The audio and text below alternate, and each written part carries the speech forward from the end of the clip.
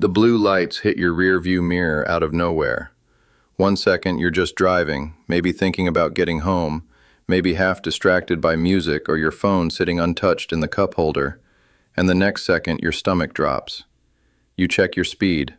Was I speeding? Did I miss a sign? You slow down, signal, pull over, and suddenly everything feels different. Your hands feel heavier on the steering wheel.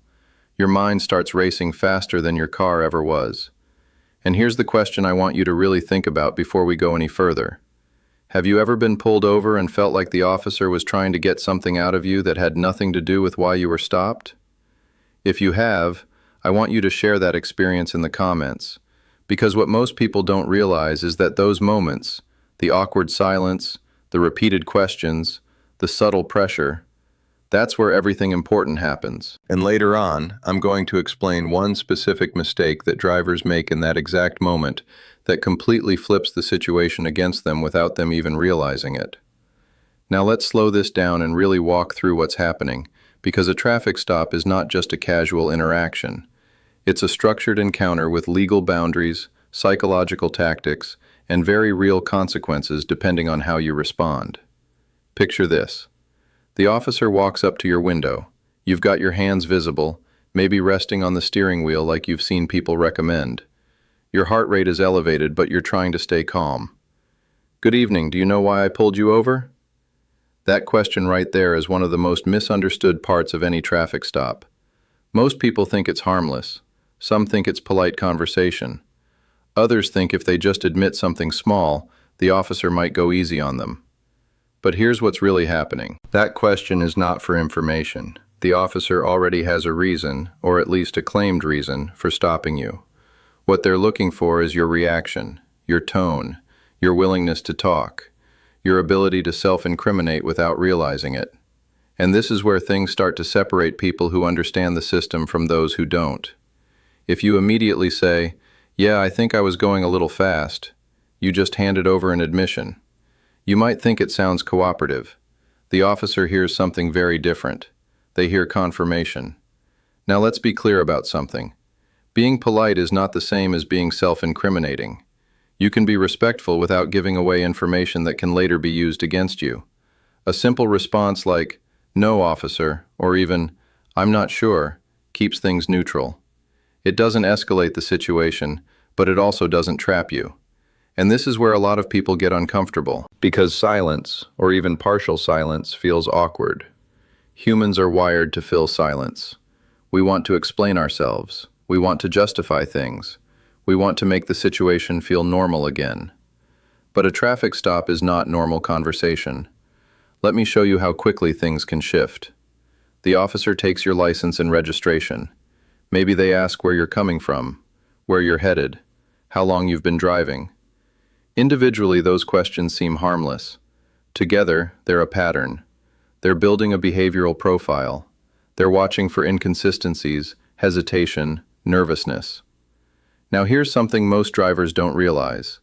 Nervousness alone can raise suspicion. But here's the catch. Almost everyone is nervous during a traffic stop. Officers know that. So what they're actually looking for is abnormal nervousness, or nervousness paired with conflicting answers. That's why when someone starts over-explaining, "I just left my friend's house. We were watching a game. I only had one drink like hours ago. I swear I'm fine." That's when the officer's attention sharpens. You might think you're helping yourself. In reality, you're creating more variables. And here's where things start to get tense. The officer walks back to your car after running your information. Their tone might change slightly.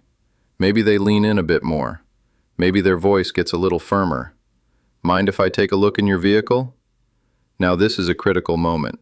And this is where you start to see why some situations turn into "cops messed with the wrong guy" scenarios. Because the law is very clear on one point that most people don't fully understand. Consent changes everything. If you say yes, you have just given permission for a search that otherwise might not have been legally justified. And here's the part that people don't like hearing. You can say no, calmly, respectfully, clearly. "I don't consent to any searches." That's it. No attitude, no sarcasm, no argument, just a statement. But this is where pressure often increases.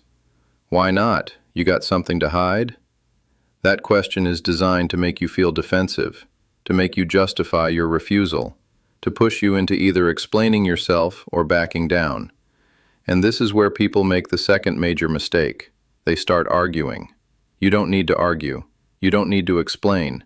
You don't need to convince the officer of anything in that moment, because the roadside is not the place where legal debates are settled. It's the place where evidence is gathered. Let me paint a scenario that happens more often than people think.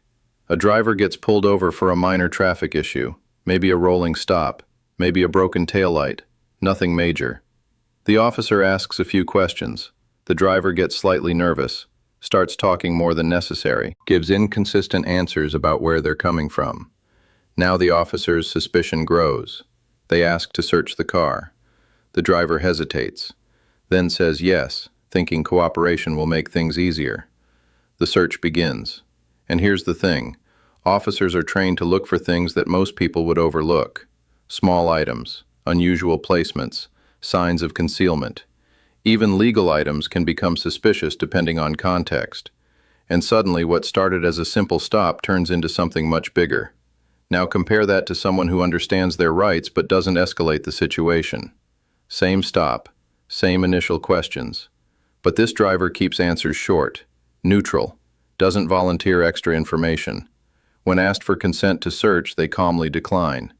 At that point, the officer has to make a decision. Either they have probable cause, or they don't.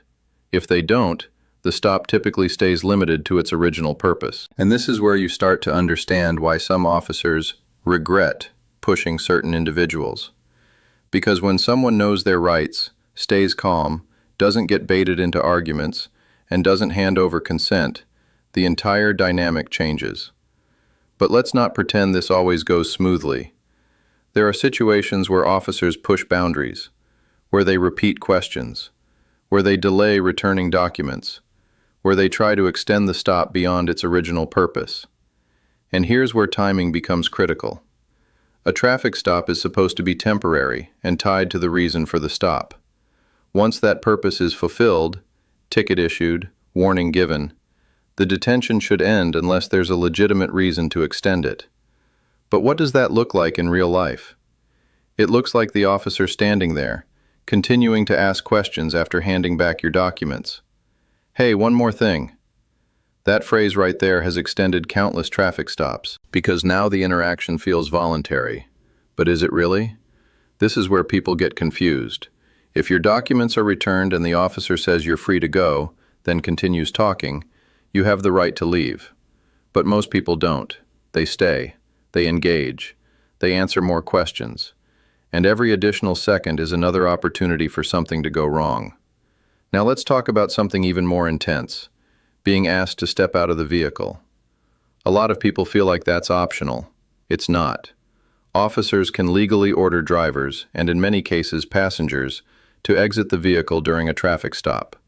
Refusing that order can escalate the situation very quickly. But stepping out doesn't mean giving up your rights.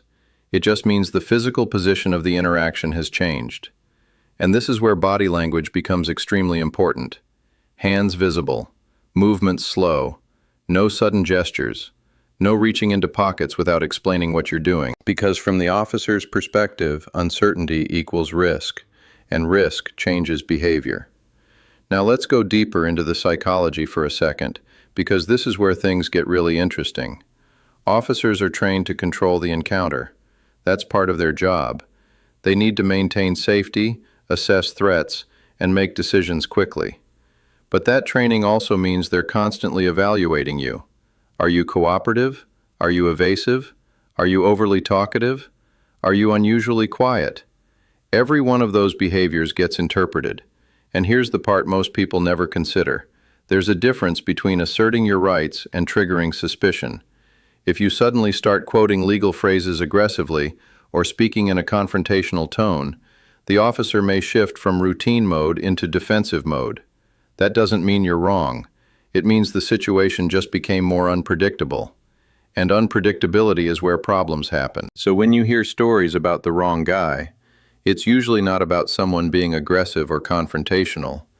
It's about someone being controlled, measured, informed, someone who doesn't panic, doesn't overtalk, doesn't consent unnecessarily, someone who understands that the roadside is not the place to win an argument, it's the place to avoid making mistakes.